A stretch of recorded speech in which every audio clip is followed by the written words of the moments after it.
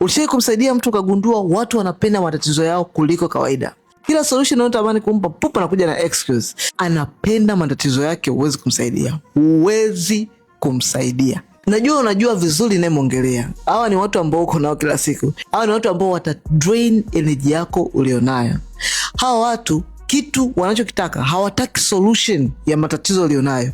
Wanataka kuonewa huruma. Unaweza kuambia solution ni hii. Wao wako radhi ufike uambie jamani, pole. Okay, kiasi kidogo hichi hapa cha kukufariji jamani. Hawako tayari kusema okay, solution hii changamoto hii naitaka niitoe moja kwa moja. Sitaki pole, sitaki unipe cha kupole.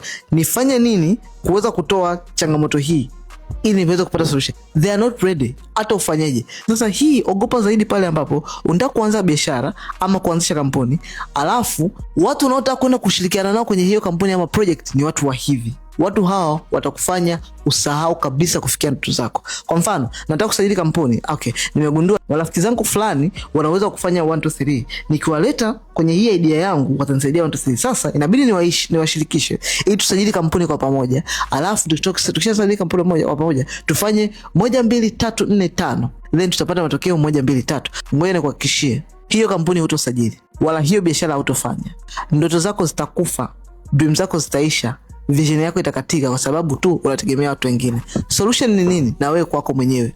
Sasa ili na wewe usiwe kama wao kwamba nimekosa kwa watu wao, kwa hiyo ni ngumu kufanya kampuni. Ngoja nikwambie kitu kimoja. Kampuni unaweza kujisajili wewe mwenyewe vizuri na ukaingia sokoni na ukatafuta team nyingine, na kwa sababu wao wamegoma kusajili kampuni, wao wanahitaji tu kupata hela na kumaliza. Hawataki take risk wala kusimama kama kampuni. Take risk wewe. Sajili kampuni, ingia sokoni. Wao watumie kama team, kama wakipenda. Wasipopenda, tafuta team nyingine, anza kujenga taratibu, kampuni yako itasimama na itafanya vizuri sokoni. Wakati wao wako pale pale wameganda kwenye excuse zao. Mtu mwenye excuse unaweza kumpiga hata na mwiko asistuke kwamba hii ni excuse. Mtu mwenye sababu ni sababu tu. Kama uko hapo unasubiria watu waje wakukubalie idea yako ulionao ndio mkuwe pamoja ndio msajili kampuni, sahau kupata matokeo. Kwa sababu gani? Watu wana excuse miaka yao yote. Leo kesho keshokuta wana excuse vile vile.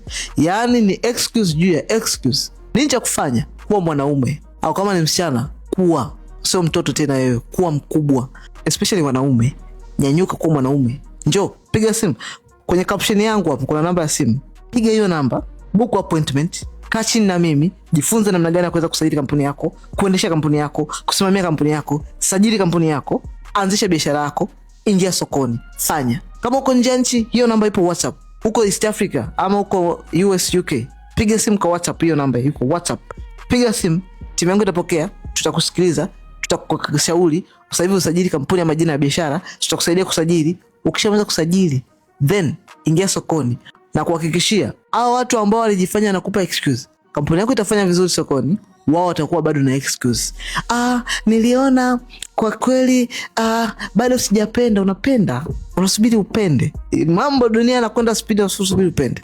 Na kama wewe ni mtu huyu unatamani kusajili jina biashara kwa haraka zaidi, tukufikie kama kwa Instagram, comment neno usajili hapo chini. Tutakufikia moja moja Instagram, tutakusaidia kusajili kampuni yako na utaweza kusajili kampuni yako na utaachana na hao watu wanao kupotezea muda na kupoteza energy yako na kuua dream ulionayo, kwa sababu hawako tayari kupata msaada, wako tayari kuonewa huruma.